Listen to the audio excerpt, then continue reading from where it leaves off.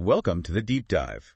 We're going way back in time today, going all the way back to ancient Babylon. Wow. Yeah, we're going to be unearthing some surprisingly relevant financial wisdom from this book, The Richest Man in Babylon.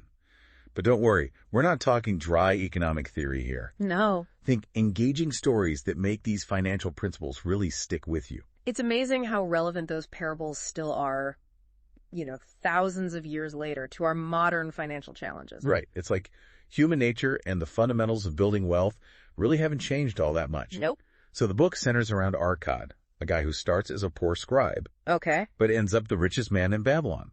Wow. And the king is so impressed by this. Yeah. He asks Arcad to share his secrets with 100 citizens. That's pretty cool. And that's where things get really interesting. It's fascinating how the king recognized the importance of financial literacy, not just for individual prosperity, but for the overall well-being of the entire city. Totally. Arcad lays it all out in these captivating stories, starting with the 7 cures for a lean purse. And the first cure is start thy puss to fattening. Ooh, I like that. Yeah, and it's all about paying yourself first. Arcad learned this from a wise moneylender, Okay. and it completely changed his financial trajectory. So the idea is to consistently save at least 1/10 of your income Okay. before you pay your expenses. Just think of it as automating a deposit into your savings account every time you get paid. Right. Just set it and forget it. That makes so much sense. It takes the decision-making out of it completely. Exactly. And in today's world, we have budgeting apps that can make this even easier. Oh, absolutely. Technology is a powerful tool for managing your finances. And even having a clear financial goal, in mind, that can also boost your motivation for saving. For sure. Now, cure number 2 is all about controlling thy expenditures. It's like that saying, don't spend more than you earn. Right. But the book makes it way more tangible with this analogy of a pack-ass budgeting its load for a desert journey. Right. You can't overload the poor donkey. Right. That's such a good analogy for mindful spending. It's about prioritizing your needs versus your desires and recognizing the weight of those unnecessary burdens, literally and figuratively. So true. We often buy things that we don't really need. Yeah. And those purchases can really weigh us down financially. Now, cure 3 is where things get really exciting. Okay. Make thy gold multiply. Oh, I like that one too. This cure focuses on investing your savings to generate passive income. It's like putting your money to work for you even while you sleep. Exactly. I love the image that Arcad uses. He talks about his gold begetting a horde of golden slaves. His investments are working tirelessly to generate even more wealth for him. It really highlights the power of those compounding returns. But here's the catch. Okay? Finding profitable investments requires knowledge and due diligence. Right. Which brings us to cure number 4. Guard thy treasures from loss. This is a reminder to protect your investments from risky ventures. Arcad even shares a cautionary tale of losing all of his savings from bad advice. This cure really emphasizes the importance of risk management and diversification. It's like not putting all your eggs in one basket. So instead of relying on one investment, you should spread your money across different asset classes. Exactly. This will help you mitigate losses if one of your investments doesn't perform well. And it's also crucial to seek advice from, reputable financial advisors who can guide you towards investments that are aligned with your goals and your risk tolerance. Makes sense. Cure number 5 focuses on making of thy dwelling a profitable investment, which seems to be about the benefits of home ownership. Yeah, but it's even broader than that. It's about creating a sense of stability and security, financially and emotionally. So it's not just about building equity, it's also about having a place to call your own a sanctuary. Exactly. Okay, Homeownership can contribute significantly to your overall well-being. I see. Now, cure 6, ensure a future income, is all about planning for the future and ensuring long-term security, right? Yes, it's about taking steps today to secure your financial well-being in the years to come. And that could involve retirement planning or investing in assets that will generate passive income or even just developing new skills that will be in demand in the future. The book shares a story about Ansan the sandal maker, who diligently saved a small amount of his earnings Okay. for years, and he eventually ends up with a sizable nest egg. It's the power of consistency and long-term thinking, It demonstrates that even small, consistent actions, when compounded over time, can lead to significant outcomes. It's a great reminder that we don't need to be high earners to build wealth. We just need to be consistent and patient. Now, the final cure, increase thy ability to earn, emphasizes the importance of investing in yourself. Yeah, Arcad actually advises to be in the front rank of progress. And in today's world, that means continuously acquiring new skills and knowledge to stay ahead of the curve. So it's about becoming a lifelong learner and embracing new opportunities to grow and evolve both personally and professionally. Exactly. That could involve taking courses, attending workshops, or even just seeking mentorship from those who have achieved success in your field. So it's not just about working hard, it's about working smarter and staying relevant in a constantly changing world. Exactly. Now, in addition to the 7 cures, the book outlines the 5 laws of gold, which are like these guiding principles for handling wealth wisely. Think of them as the bedrock for building lasting prosperity. I like that. The first law, much like the first cure, emphasizes saving. Gold cometh gladly and increasing quantity to any man who will put by not less than 1/10 of his earnings to create an estate for his future and that of his family. That first law really sets the foundation for all the others. Yeah. Consistent saving is the first step towards building wealth and securing your financial future. Law 2, gold laboreth diligently and contentedly for the wise owner who finds for it profitable employment, multiplying even as the flocks of the field, is all about putting your money to work for you through investments. Yes, this law highlights the importance of finding safe and profitable investment opportunities that align with your risk tolerance and your financial goals. So it's not enough to just save money. Nope. We need to make our savings grow. Exactly. That's where investing comes in. And remember, diversification is key. Now, Law 3 really resonates with me. Gold clingeth to the protection of the cautious owner who invests it under the advice of men wise in its handling. Yeah. It's about seeking expert guidance before making investment decisions. This law reminds us that we don't have to navigate the complexities of investing alone. Right. Seeking advice from reputable financial advisors can help us make informed decisions and avoid costly mistakes. It's like having a trusted guide in the sometimes confusing world of finance. Yes. Law 4. Gold slippeth away from the man who invests it in businesses or purposes with which he is not familiar, or which are not approved by those skilled in its keep. Seems to caution against blindly jumping into investments without proper research. Exactly. This law emphasizes the importance of due diligence and understanding the risks involved before investing in anything. So it's about investing in what you understand and seeking validation from experts who can help you assess those potential risks and rewards. Exactly. Don't be swayed by trends or flashy promises. And finally, Law 5. Gold flees the man who would force it to impossible earnings, or who followeth the alluring advice of tricksters and schemers, or who trusts it to his own inexperience and romantic desires in investment, warns against chasing unrealistic returns and falling prey to investment scams. This law underscores the importance of being wary of those get-rich-quick schemes and making informed decisions based on realistic expectations and sound financial principles. So be skeptical of promises of overnight riches. Yeah. And do your research before jumping into any investment opportunity, especially those that sound too good to be true. Absolutely. Now, before we move on to the next part of our deep dive, there's one story I have to bring up. It's the story of Dabasir, the camel trader. This guy's journey from slavery back to financial stability really struck a chord with me. Yeah, his story embodies the themes of redemption and resilience. It demonstrates that even after facing setbacks, it's possible to turn your financial life around. So he starts as a successful saddle maker, Okay. loses everything, and ends up as a slave in a foreign land. Wow. But his determination to regain his freedom and repay his debts really fuels this journey. Wow. And while he's chained to other slaves on his way to Babylon, he encounters this fellow slave named Megiddo, who has a surprisingly positive outlook on work. I love that part. Megiddo views work not as a punishment, but as a source of pride and fulfillment. Right. His perspective inspires Dabasir to see work as his path to freedom. And that change in mindset is so pivotal for Dabasir. Absolutely. He eventually finds himself working for this kind woman who recognizes his skills with camels. Yeah, his expertise as a camel tender eventually leads him back to Babylon and puts him on the path to regaining his freedom and rebuilding his life. But even after he's free, he doesn't forget Megiddo's lessons about the value of hard work. No, he channels his experience and his determination into becoming a successful camel trader, demonstrating his adaptability and resilience in the face of adversity. His story is such a good reminder that no matter how challenging our circumstances are, Right. we have the power to choose our attitude and leverage our skills to create a better future. It's all about finding strength and purpose in your work, even in the most difficult situations. Now, before we move on, I want to touch upon another parable that stood out to me. Mm-hmm.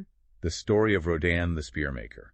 Remember, he receives a reward from the king, and his family wants him to lend them the money. Yeah, Rodin's story is a cautionary tale about making wise decisions when lending money, Okay? especially to family and friends. Right? He seeks advice from Methon, the gold lender, who uses his token chest to illustrate the potential pitfalls of lending without proper safeguards. Yeah. Methon's token chest acts as a visual representation of his lending history.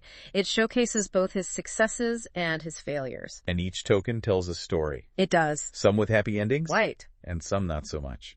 Methon's stories highlight the importance of approaching lending with a business mindset, even when you're dealing with your loved ones. It's about protecting yourself from potential losses while also ensuring that the borrower is actually capable of repaying the loan. Right, and Rodin's dilemma is one that so many people face. It is. It's about navigating the complexities of lending money to family and friends while also safeguarding your own financial well-being. Methon's guidance provides valuable insights for anyone in a similar situation.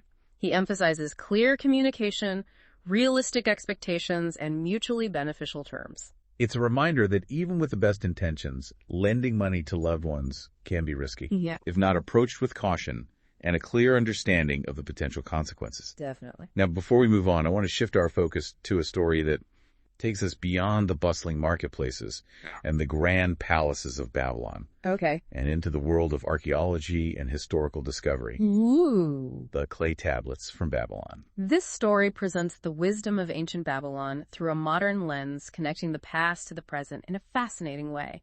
It highlights the enduring relevance of those financial principles across millennia. So it starts with archaeologist Professor Franklin Caldwell, who unearths a set of 5 clay tablets during his excavation of the ruins of Babylon. Wow. And he sends these tablets to his colleague, Alfred H. Shrewsbury, an expert in ancient languages for translation. And intrigued by the inscriptions, Shrewsbury discovers that the tablets actually detail the story of Debasir, Wow.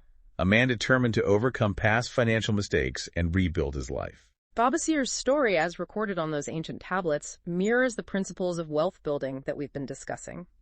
Saving consistently, budgeting wisely, and investing prudently. It's amazing how these principles transcend time. The tablets reveal Dabasir's meticulous plan to repay his debts and secure his financial future. He divides his earnings into 3 portions: 1/10 for savings, 7/10 for living expenses, and 2/10 for repaying his creditors. It's like an ancient Babylonian budgeting spreadsheet. I love it. And his commitment to this plan, even in the face of adversity, demonstrates the power of discipline, perseverance, and a clear financial vision. Absolutely. And here's where the story takes an interesting turn. Okay. Shrewsbury, the archaeologist who's translating these tablets, is struggling with debt himself. Oh, wow. Him and his wife are facing financial difficulties and are inspired by Dabasir's story to try out his ancient Babylonian methods. Really? So they decide to implement Dabasir's plan, adjusting it to their modern circumstances. Yes. They create a budget, reduce their expenses, and commit to repaying their debts systematically. And much to their surprise, it works. It does. They're amazed by the positive transformation in their finances just by following these simple yet effective principles.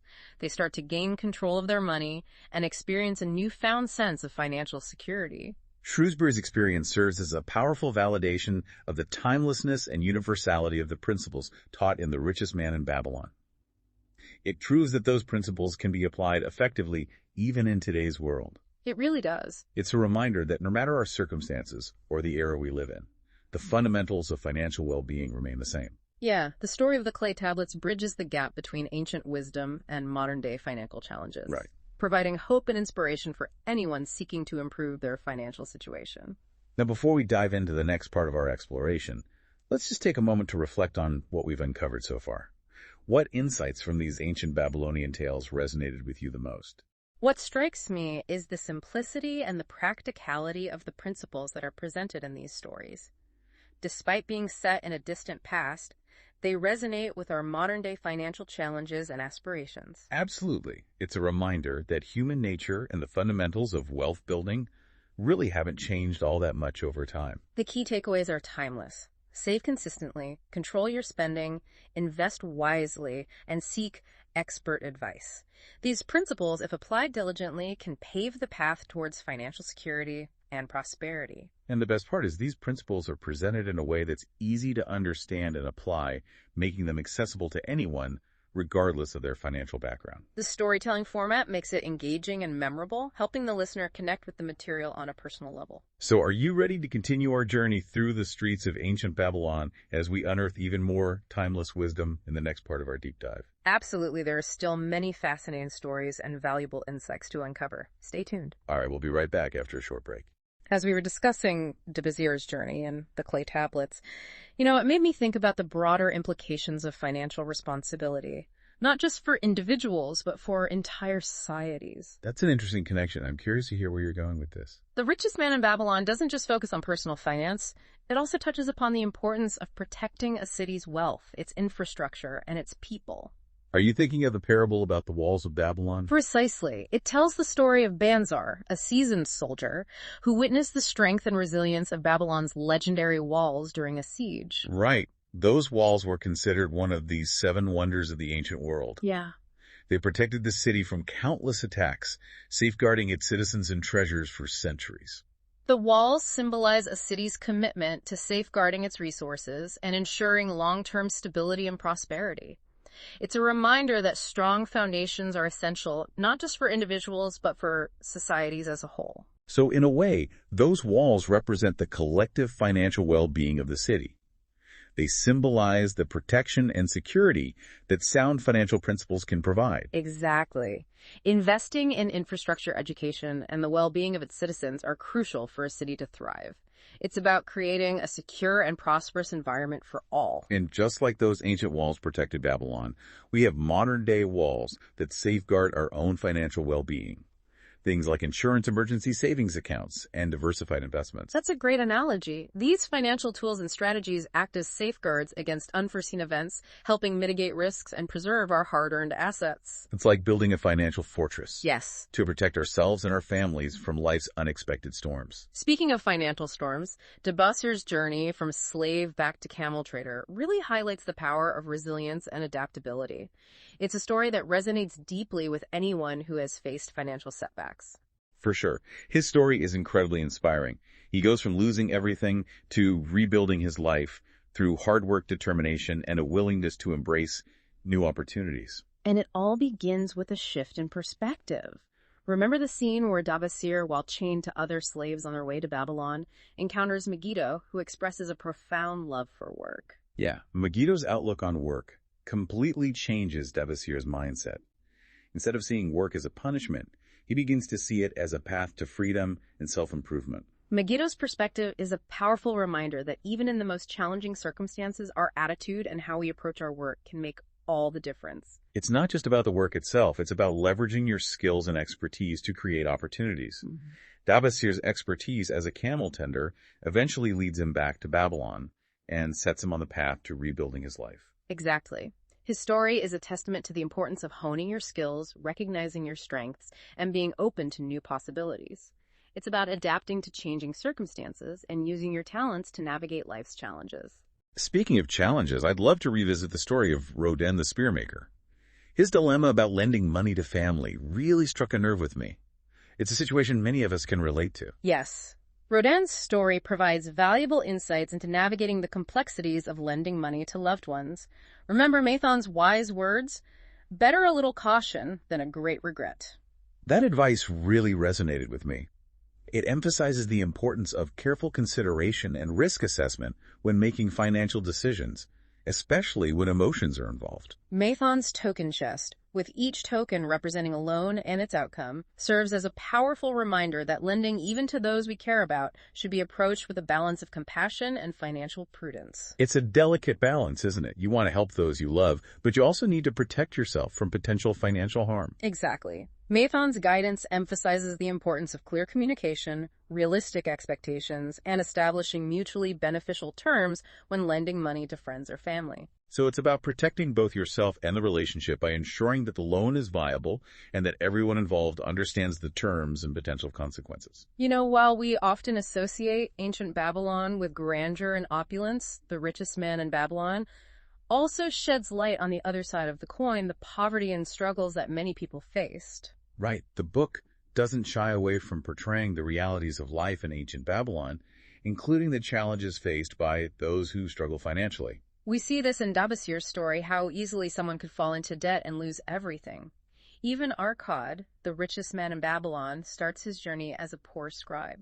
These stories remind us that financial struggles are a universal human experience, transcending time and place.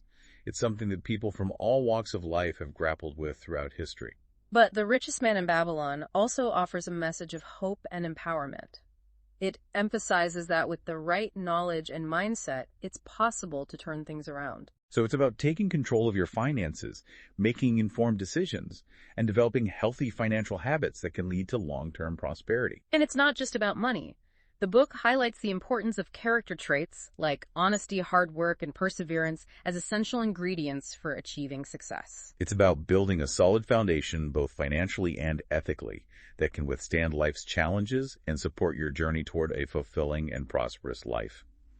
These qualities are timeless and transcend any specific financial strategy. Absolutely. They are the cornerstones of building trust and respect, both in personal and financial relationships. Speaking of character and success, I'm curious to hear your thoughts on Shahrunada, the merchant prince of Babylon, whose story is recounted in The Luckiest Man in Babylon. What makes his journey so compelling? Shahrunada's story is a fascinating exploration of luck, opportunity, and the importance of recognizing and seizing the right moments. His journey from slave to successful merchant highlights the power of work ethic, perseverance, and making the most of every chance. I love that dynamic between Shahrunada and his grandson, Hadangula. It showcases the significance of intergenerational wisdom and the passing down of valuable knowledge and principles. Yeah, their interactions offer a glimpse into the importance of mentorship and learning from those who have achieved success. Remember the scene where Hadangula complains about his lack of luck and attributes his grandfather's success solely to chance? He fails to see the role of hard work, determination, and strategic decision-making. Yes, and Shahrunada, being the wise mentor he is, decides to share a pivotal story from his past, hoping to impart some wisdom to his grandson. He recounts his journey from slavery to becoming a successful merchant, emphasizing the importance of work ethic, perseverance, and recognizing opportunities when they arise. He shares how his encounter with a group of farmers, while chained to other slaves, shifted his perspective on work, leading him to embrace it as a path to freedom and self-improvement. It's a powerful reminder that our attitude and approach to work can have a profound impact on our lives regardless of our circumstances. Shahrunada's story reveals that luck often follows opportunity, and those who are prepared, hardworking, and willing to seize the moment are more likely to attract good fortune. It's a lesson for Hadangula and for all of us that true success is built on a foundation of effort, resilience, and recognizing the value of hard work. It's about creating your own luck, so to speak. Precisely. While luck may play a role, our actions and choices ultimately shape our destinies. Now, before we wrap up this part of our deep dive, I want to touch upon a story that highlights the importance of making sound financial decisions, even in the face of adversity. What are your thoughts on the tale of the man who desired gold? The story of Ben Sear, the cherry builder. His journey is a cautionary tale about the dangers of greed and the importance of contentment. Ben Sear is a skilled craftsman, yet he's consumed by a relentless desire for gold. He's so focused on acquiring wealth that he neglects his work, his family, and his own well-being. His pursuit of riches blinds him to the true sources of happiness and fulfillment. He becomes so obsessed with gold that it consumes him, leading him down a path of despair and regret. It's a stark contrast to the characters we've discussed so far, who achieve success through hard work, diligence, and a balanced approach to life. Ben Sear's story reminds us that wealth without contentment is meaningless. Exactly.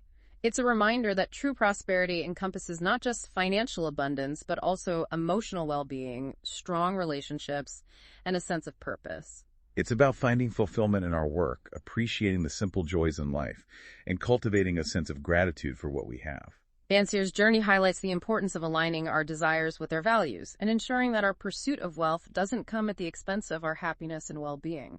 His story is a powerful reminder that true wealth is not measured solely by the amount of gold we possess, but by the richness of our lives and the positive impact we have on the world around us. Now, as we move into the final part of our exploration, I'd like to delve into a story that ties together many of the themes we've been discussing. It's a story that beautifully illustrates the interconnectedness of financial well-being, personal growth, and the pursuit of a fulfilling life. I'm intrigued. Which story are you thinking of? It's the tale of the 5 laws of gold, as told by Calabab, the humble camel herder entrusted with this precious wisdom. His journey and the way he shares these laws with his companions offer profound insights into achieving true prosperity. That's a great choice. Calabab's story is both captivating and insightful. I'm eager to dive into the wisdom he imparts. So before the break, we were discussing Calabab, the camel herder entrusted with sharing the 5 laws of gold. I'm ready to dive in. Yeah, his journey takes him on this long trek back to Babylon with all of his camels. Okay. And, as they gather around the campfire each night, he decides to share this precious wisdom with his companions. It's like this really beautiful setting for imparting these timeless principles. Yeah, it's like an ancient version of a fireside chat. The campfire creates this sense of camaraderie and shared learning. I bet everyone was hanging on his every word. Absolutely. And Calabab doesn't disappoint. He explains each law with such passion and clarity, Yeah. bringing them to life with vivid stories and relatable examples. Wow. He embodies the spirit of a true mentor. So what's the first law that Calabab unveils to his companions? The first law, which echoes the first cure and the first law we talked about earlier, is all about paying yourself first. Gold cometh gladly, and in increasing quantity to any man who will put by not less than 1/10 of his earnings to create an estate for his future and that of his family. It's amazing how this principle keeps coming up. Yeah. It's clearly a foundational element of building wealth no matter what era you live in. But what makes Calabab's explanation so compelling? He emphasizes that this saved portion isn't merely money that's set aside. It represents your future freedom and security and the ability to pursue your dreams. He frames it as an investment in yourself and your future, not a deprivation. That's such a powerful reframing. Instead of viewing saving as a sacrifice, we should see it as an act of empowerment and self-care. Exactly. Calabab goes on to explain that this act of consistently setting aside a portion of your earnings creates a sense of momentum and actually attracts more abundance into your life. It's like you're telling the universe that you're ready to receive more wealth by demonstrating your commitment to managing your resources wisely. Exactly. And the second law Calabab reveals builds upon this foundation of saving. He shares this wisdom. Gold laboreth diligently and contentedly for the wise owner who finds for it profitable employment, multiplying even as the flocks of the field. So it's not enough to just save money. We need to make our savings work for us. That's right. Calabab emphasizes the importance of putting your money to work through wise investments. Okay. He encourages his listeners to seek out opportunities that align with their values and have the potential for growth. I love how he compares this to a shepherd tending to his flock, ensuring that the sheep are well fed and cared for so they can multiply and thrive. It's a beautiful analogy. Calabab stresses the importance of treating your investments with care and attention, just like a shepherd would tend to his sheep. So it's about finding investments that align with our long-term goals and have the potential to grow over time. Precisely. Calabab cautions against chasing quick riches. Right. Or falling for schemes that promise unrealistic returns. Yeah. He advocates for a patient and prudent approach to investing. Now, the third law that Calabab reveals seems to address this need for prudence. Gold clingeth to the protection of the cautious owner who invests it under the advice of men wise in its handling. This law emphasizes the importance of seeking expert guidance and not letting emotions cloud your judgment when it comes to financial matters. It's about recognizing that you don't have to navigate the complexities of investing alone. It's like having a trusted advisor, someone who's been there and done that, to help you make sound decisions and avoid those costly mistakes. Exactly. Calabab stresses the value of seeking out mentors and learning from those who have a proven track record of success in managing money and creating wealth. It's like the saying, when the student is ready, the teacher will appear. Yeah. Now, the fourth law that Calabab shares with his companions kind of delves deeper into this concept of making informed decisions. Gold slippeth away from the man who invests it in businesses or purposes with which he is not familiar or which are not approved by those skilled in its keep. This seems to be a warning against blindly jumping into investments without proper research and due diligence. Absolutely.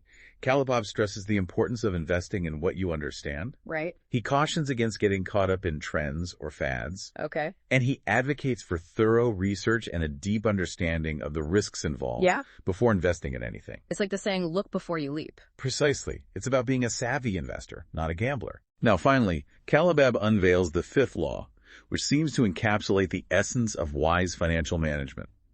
Gold flees the man who would force it to impossible earnings, or who followeth the alluring advice of tricksters and schemers, or who trusts it to his own inexperience and romantic desires in investment.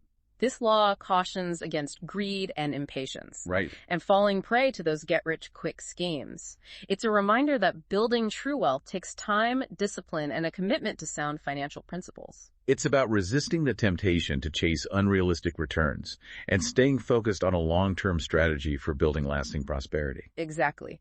Calabab emphasizes the importance of patience and prudence and making informed decisions based on sound advice and careful consideration. So Calabab's 5 Laws of Gold provide this really comprehensive roadmap for achieving financial well-being. Absolutely. They offer timeless wisdom that's just as relevant today as it was in ancient Babylon. As we wrap up our deep dive into the richest man in Babylon, what are some of the key takeaways that our listeners can apply to their own lives? The book emphasizes that financial success is not a matter of luck or circumstance, but a result of cultivating sound financial habits, making informed decisions, and developing a mindset of abundance and prosperity. It's about taking control of your financial destiny and creating a life of freedom and fulfillment. The 7 Cures for a Lean Purse provide a practical framework for building wealth.